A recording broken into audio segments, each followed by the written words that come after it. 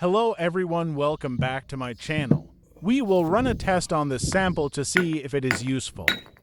We will break the stone into pieces and then grind it until it becomes fine. Grinding the material into a fine powder has several advantages. Increased surface area. Fine particles have a larger surface area relative to volume, which enhances the speed and efficiency of chemical reactions, dissolution, or physical processes such as dissolution. Improved uniformity. Finer particles mix more uniformly with other materials, resulting in consistent, reliable properties in the final product. Better flowability. Finer particles often exhibit better flow properties, making them easier to handle and process. In general, the process of grinding materials into a fine powder can greatly improve the effectiveness and quality of the final product. Sieving the soil is an essential step in the process of searching for gold from ores. This process helps separate large particles of rocks and soil from the fine particles that may contain gold. This is done using sieves with holes of different sizes, where the larger grains that usually do not contain gold are separated from the finer grains that may contain it. After that, techniques such as roasting are used to separate gold from other metallic impurities. Roasting, which is extremely important when dealing with ores containing metal sulfides, is a thermal process that involves heating the ore in air to high temperatures. This leads to the chemical oxidation of the sulfides and their conversion into oxides. This makes gold more easily extractable in subsequent stages, such as leaching or flotation.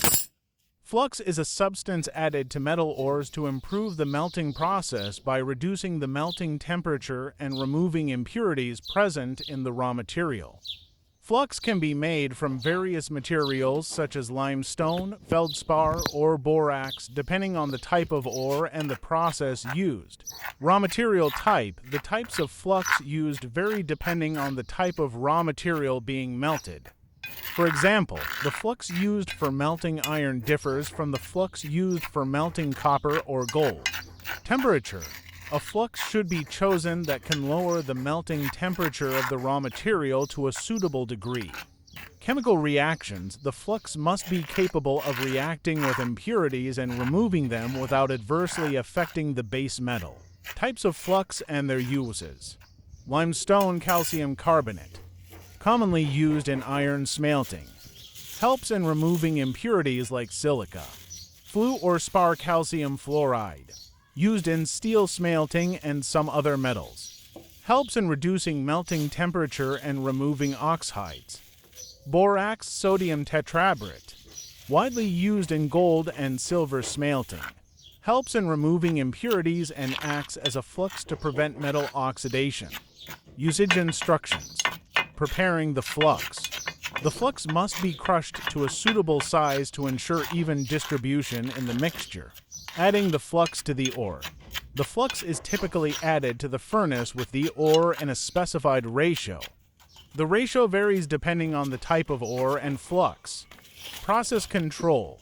The temperature and reaction during smelting must be monitored to ensure the flux effectively removes impurities and improves the melting process.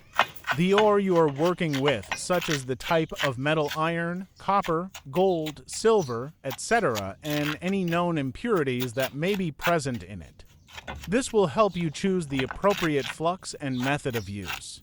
For example, here I used borax, sodium carbonate, potassium nitrate, and finally lead as a collector.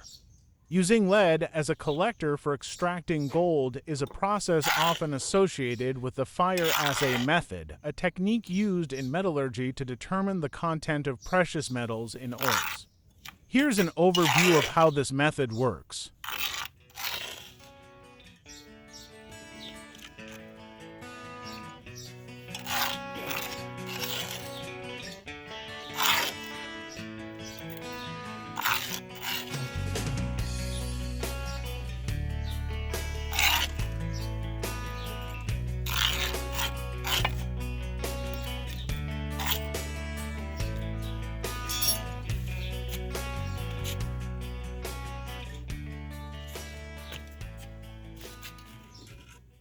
fusion, the mixture is then heated in a furnace at high temperatures, typically around 1000 minus 1200 degrees Celsius. Lead oxide litharge is added as a collector.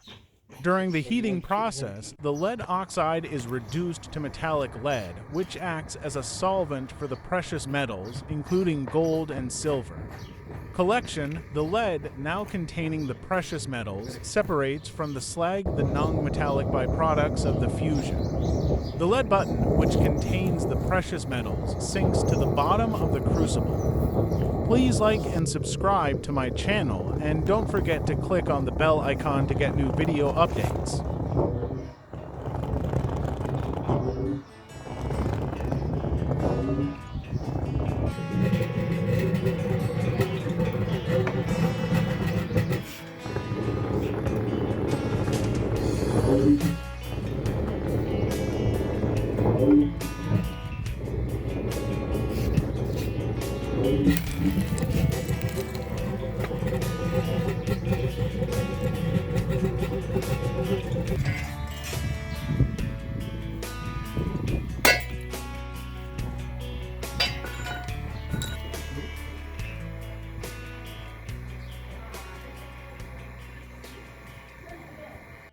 Collection, the lead, now containing the precious metals, separates from the slag the non-metallic byproducts of the fusion.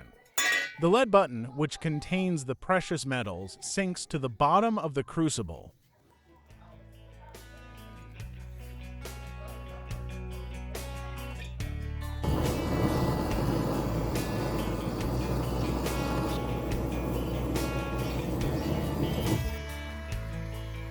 Cupellation, the lead button is then placed in a cupel, a porous container that absorbs lead oxide.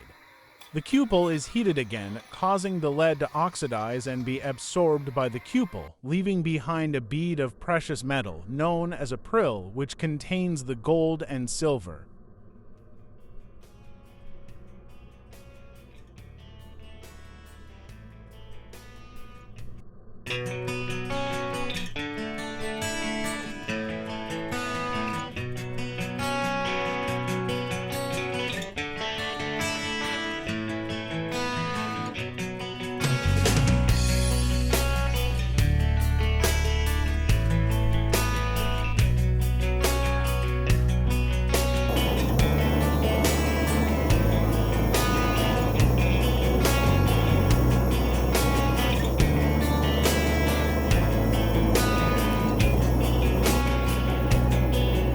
Thanks for watching.